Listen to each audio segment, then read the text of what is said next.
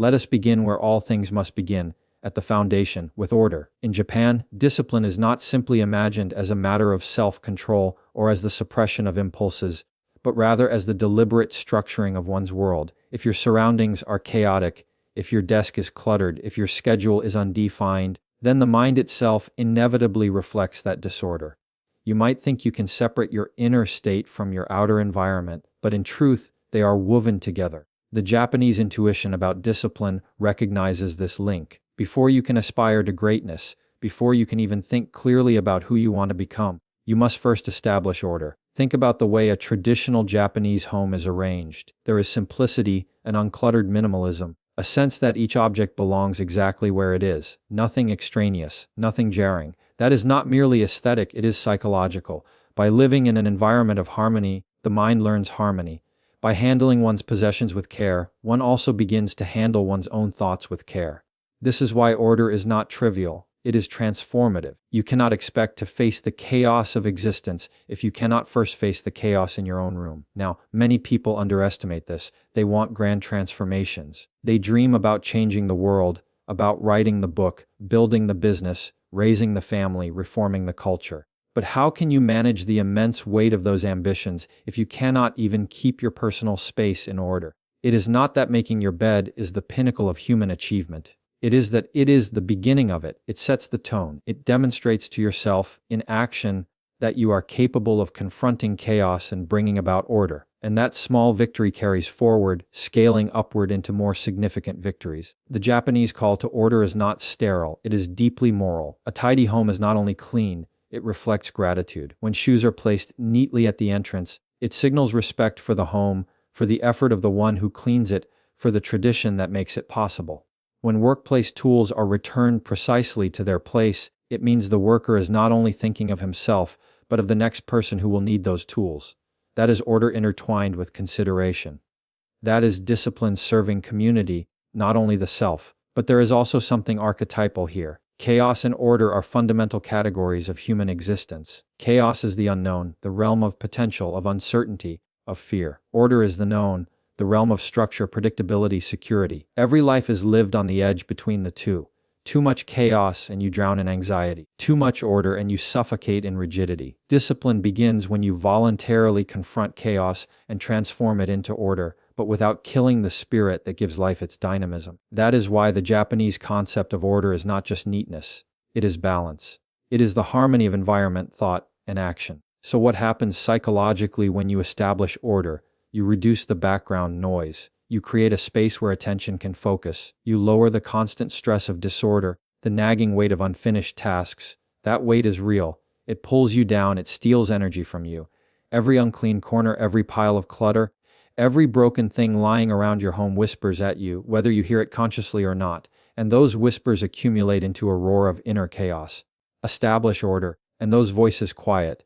You can finally hear your own thoughts unburdened. And with that clarity comes the possibility of higher discipline, the discipline of action, of endurance, of self-transcendence. We often imagine discipline as the great, dramatic gesture, climbing mountains, fasting for weeks, performing feats of endurance. But discipline begins in the invisible. It begins in the ordinary routines. It begins in how you wake, how you arrange your space, how you manage your day. You do not build a temple from the top down. You lay the first stone carefully, then the second, then the third. That is how life is built, on the foundations of order. It is not easy to begin. Chaos resists being tamed. It accumulates faster than you realize. You may clean one room, and within days the disorder has crept back in. That is the endless battle against entropy, the ever-present tendency of things to fall apart. And yet, it is precisely in this battle that discipline is forged. Each act of reordering is an act of defiance against decay. It is a declaration: I will not allow the world or myself to collapse into disarray. That is discipline, and it begins with order. If you want to know who you might become, start by bringing order to your immediate world. Set your house in order. Put your things where they belong. Create space for clarity. In that act, small as it may seem, you will already be taking the first step toward mastery. And mastery always begins at the threshold of chaos with the courage to impose order. So, before you aim to change the world, change your room. Before you demand discipline from others, practice it in your own life. Begin with order, for it is through order that strength takes root, and it is only on that foundation that all higher forms of discipline can grow. Closing statement. Order is not a luxury, it is the ground beneath every disciplined life. If you wish to stand tall in the storms of existence, begin by straightening what is crooked in your immediate world, and you will find yourself stronger than you ever imagined. If order is the foundation of discipline, then respect is its framework.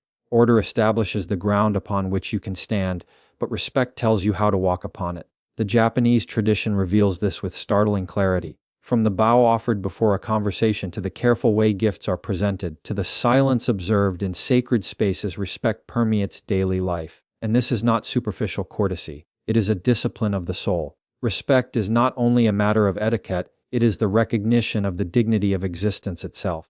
Think for a moment about what respect really means. At its core, it is the act of voluntarily placing value on something outside yourself. When you bow, you acknowledge the worth of another person. When you keep your word, you acknowledge the weight of truth. When you treat your tools with care, or your time with seriousness, you acknowledge that life itself deserves reverence. And discipline without this recognition is hollow. It collapses into mere rigidity, an authoritarian performance that enslaves rather than liberates. Respect gives discipline its purpose. In Japan, the concept of respect, is taught from childhood. Children bow to their teachers. Workers bow to their superiors and to customers. Visitors bow to hosts. It is embedded into the rhythm of life. Now, you could dismiss this as cultural habit, but beneath the gesture lies something much deeper, a philosophy of humility.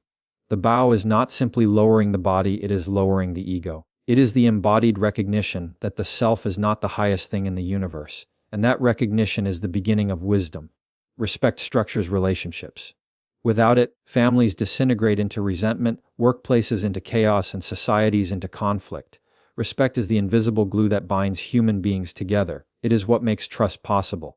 If I respect you, I treat you as if your existence has value. If you respect me, you treat me as if my words matter. And in that mutual recognition, a bond is formed that discipline can build upon. Without it, every effort collapses into distrust. But respect is not only outward, it is inward as well. Japanese culture demonstrates that the discipline of respect begins with respect for the self. This is not narcissism, it is responsibility. To respect yourself means to treat your body as something worth caring for, to treat your time as something worth protecting, to treat your words as something worth keeping. If you do not respect yourself, no amount of discipline will last. You will undermine yourself at every turn. And the converse is also true. The more you cultivate genuine respect for your own being, the more you naturally extend it outward to others. Notice also how respect reshapes ambition. Without respect, ambition is ruthless. It tramples people in pursuit of goals. But with respect, ambition becomes tempered by responsibility. You do not merely chase success, you chase it in a way that sustains dignity, both yours and others. That is why so many Japanese traditions emphasize ritual detail and care. Even in something as ordinary as the tea ceremony, there is an extraordinary discipline of respect for the tools, for the host, for the guest, for the act itself. Every movement is intentional, every gesture a reflection of reverence. That kind of attention transforms the mundane into the sacred. Now, think about what happens when respect disappears. Relationships collapse into bitterness. Conversations become shouting matches rather than dialogue.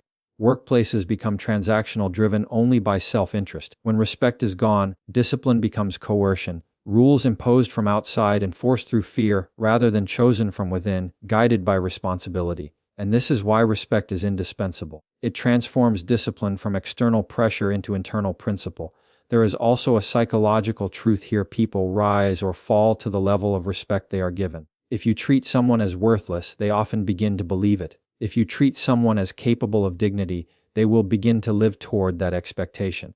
Respect draws out potential. It is like sunlight for the soul. It warms, it nourishes, it makes growth possible. This is not weakness. It is strength in its highest form. Yet respect requires discipline because it is not always easy. It is easy to respect those who treat you well. It is far harder to respect when you are angry, when someone has failed you, when you feel superior. But that is precisely when discipline matters most. Respect in the face of difficulty is what prevents chaos from erupting into destruction. It does not mean blind submission.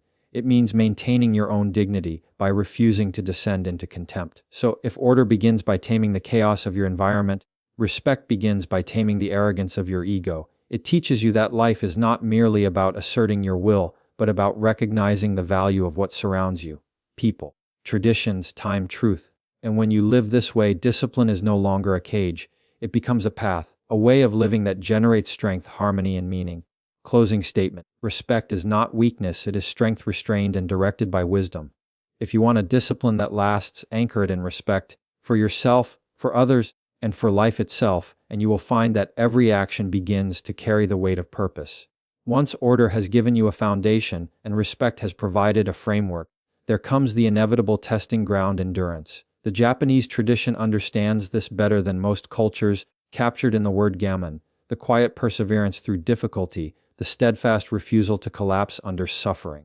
This idea is not about suppressing pain or pretending everything is fine. It is about enduring hardship with dignity, about bearing the weight of existence without letting it break you. Discipline, at its highest level, is forged in the fire of struggle. Life is filled with suffering. That is not a pessimistic statement, but a recognition of reality. Illness comes, loss comes, failure comes, disappointment and betrayal arrive uninvited. The question is not whether you will suffer, but how you will respond when suffering confronts you. If you flee, if you complain, if you collapse into resentment, you become weaker, more chaotic, more bitter. But if you endure, if you shoulder the weight voluntarily, then suffering becomes transformative. It strengthens the character, it deepens the spirit, it builds resilience. Endurance is not simply survival, it is growth in the midst of pain. In Japan, you see this expressed in the discipline of martial arts. A student trains not only to fight, but to endure pain, repetition, and failure.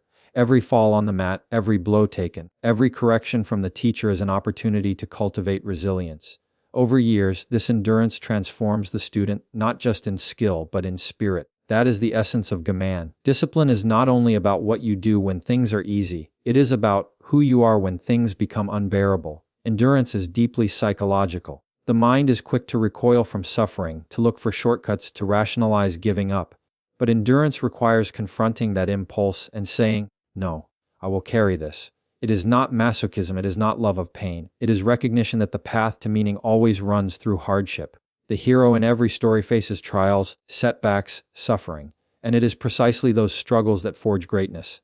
Without endurance, there is no transformation. Without it, discipline collapses at the first sign of difficulty. Now, many people today want life to be comfortable. They want ease, convenience, and instant gratification. But comfort is not the same as fulfillment. In fact, too much comfort erodes the soul. It breeds fragility, a kind of psychological brittleness. When the first storm comes, it shatters you. Endurance, by contrast, creates depth. It allows you to face storms with strength, to stand firm when others crumble. This is why the Japanese discipline of enduring without complaint is so powerful. It is not about denial, it is about refusing to let suffering define you. There is also a spiritual element here. Endurance teaches humility. When you are in pain, when you are exhausted, you realize how small you are, how dependent you are on forces beyond your control. And yet, by choosing to endure, you also realize how strong you can be. It is paradoxical. Endurance reveals both your limits and your capacity. It humbles and it empowers simultaneously. And that is precisely why it is so transformative. Consider also what happens socially. A person who endures with dignity inspires others. When you see someone carry immense burdens without bitterness, it awakens respect. It calls others to rise. Endurance becomes contagious. Just as complaint spreads weakness, endurance spreads strength. That is why cultures that value endurance tend to be resilient as a whole. Japan's history is full of such examples: natural disasters, wars, economic hardship. Yet again and again the people endured, rebuilt, and moved forward. That is collective discipline, born of individual endurance. But make no mistake, endurance is not passive. It is not sitting idly while life crushes you. It is active resistance against despair. It is the daily decision to keep moving, even if only by one small step. It is holding yourself upright when everything in you wants to collapse. It is choosing not to give in to resentment, not to lash out, not to abandon the path you know you must walk. That is discipline at its hardest and most noble. And endurance cannot be faked. You cannot pretend to endure, not in any meaningful way. The test of endurance is always real. Pain does not lie. Hardship exposes the truth of your character. And so endurance is the crucible in which authentic discipline is revealed. Without it, order becomes sterile and respect becomes hollow. With it, both are animated, made alive through trial and perseverance. So when hardship comes, as it inevitably will, you must ask yourself, will I collapse or will I endure? Will I let suffering turn me bitter, or will I let it carve depth into my soul? The Japanese tradition suggests that dignity is found in the latter choice. That discipline is most fully realized when it can withstand the fire of suffering without disintegrating. Closing statement: endurance is the discipline of the soul under fire. If you can bear hardship without surrendering to despair, you will discover that suffering is not merely an obstacle, but the very forge in which your strength, dignity, and meaning are formed. After order has been established, respect has been cultivated, and endurance has been tested, there remains one more element that completes the structure of discipline: the commitment to continuous improvement. In Japanese culture, this is captured in the principle of Kaizen, a relentless dedication to progress step by step, day by day. What makes this idea so profound is that it rejects both complacency and perfectionism. It is not about the illusion of arriving at a flawless state, nor is it about resigning to mediocrity. It is about deliberately refining yourself in small, consistent ways, knowing that such effort accumulates into transformation. Think of it like the sharpening of a blade. A sword does not become strong in one stroke. It is hammered, folded, and refined thousands of times. Each strike may seem small, insignificant on its own, but together they create an edge capable of extraordinary precision and strength. Discipline operates the same way. One moment of order may not seem like much. One act of respect may go unnoticed. One instance of endurance may feel private and unseen. But repeated, refined, and compounded over time, these acts build a life of immense power and integrity. Many people misunderstand progress. They think it requires grand gestures, sweeping changes, dramatic moments of reinvention. But the truth is, human beings are shaped far more by what they do consistently than by what they do occasionally. The Japanese principle of Kaizen recognizes this truth. Improvement is not an event, it is a process. It is not a finish line, it is a way of life. And if you adopt this mindset, discipline is no longer a heavy burden. It becomes a rhythm, a daily practice that sustains itself. Now, why does continuous improvement matter so much? Because without it, discipline stagnates. Order becomes rigidity. Respect becomes ritual without life. Endurance becomes dull resignation. Improvement breathes vitality into discipline. It says no matter how good you are today, there is more potential waiting to be uncovered tomorrow. That mindset transforms ordinary people into extraordinary ones, not because they were gifted from the beginning, but because they refused to stop growing.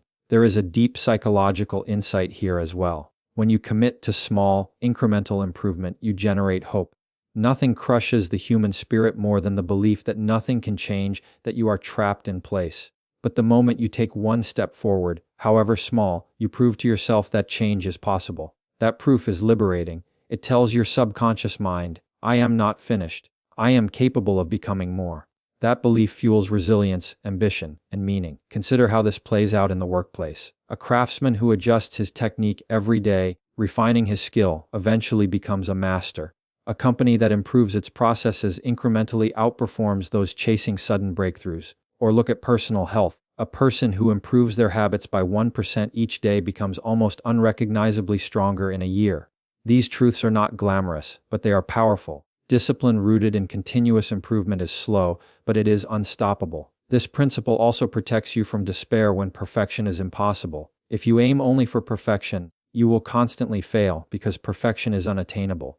But if you aim for progress, then every day carries the possibility of success. Every step forward, however small, is a victory.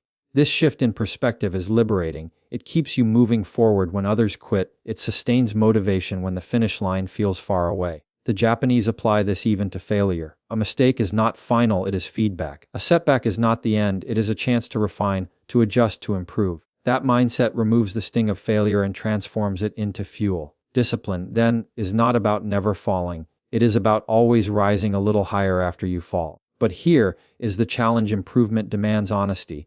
You must be willing to see where you are lacking, to confront uncomfortable truths about yourself, to admit that you could be better. That requires humility, courage, and discipline. Many people avoid improvement because they do not want to face the discomfort of admitting weakness. But avoidance is precisely what prevents growth. To walk the path of Kaizen is to willingly shine light into the areas where you are still unfinished, and to work on them with patience. And this circles us back to the essence of discipline. Order stabilizes you, respect connects you, endurance strengthens you. But it is continuous improvement that transforms you. Without it, discipline is a static shell. With it, discipline becomes a living force, carrying you forward toward the best version of yourself. Closing statement. Continuous improvement is the discipline of refusing to remain as you are. If you commit to progress, even in the smallest ways, you will discover that growth is infinite and that each step forward brings you closer to the person you were meant to become.